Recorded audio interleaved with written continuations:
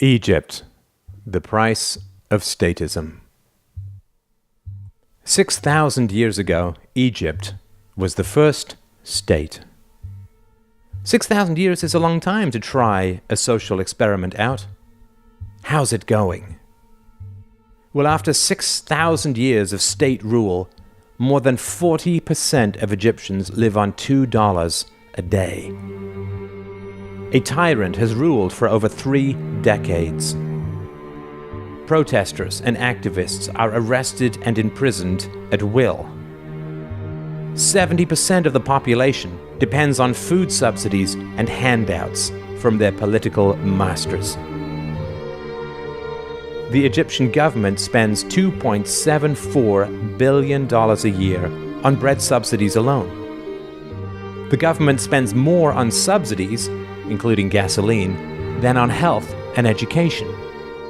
This breeds ever-increasing political corruption and favoritism, endless dependence on state handouts, and destroys Egyptian agriculture because it's impossible to compete with almost free food.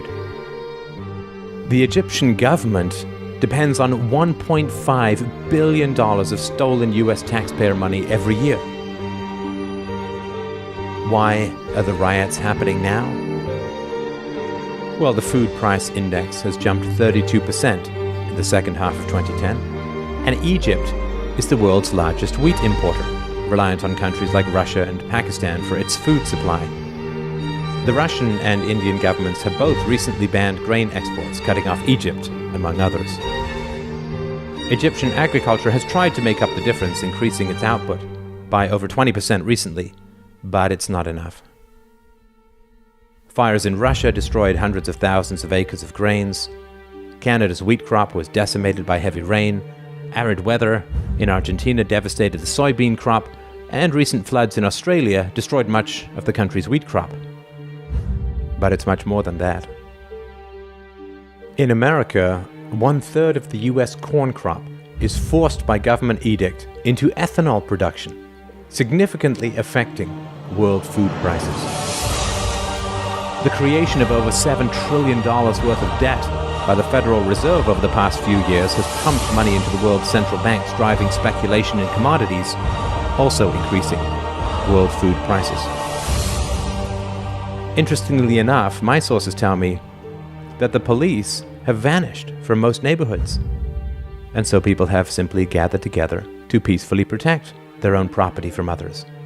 A perfect example of the spontaneous order that always emerges when the state withdraws. So, to the friends of freedom in Egypt, I say, forget about choosing a new ruler. Look around at what is working in your own neighborhoods right now. No taxation, no arrests, no subsidies, no debt.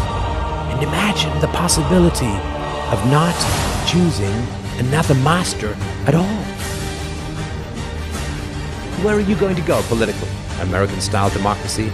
Look at the gas canisters that are choking you, made in the USA. Look at the bribes of the American government that keep your rulers in power. Don't head that way. Egyptians, stop choosing your rulers. Make the only choice that matters. No rulers. 6,000 years ago, Egypt was the birthplace of the state. Wouldn't it be wonderful if in 2011 it also turned out to be the grave of statism?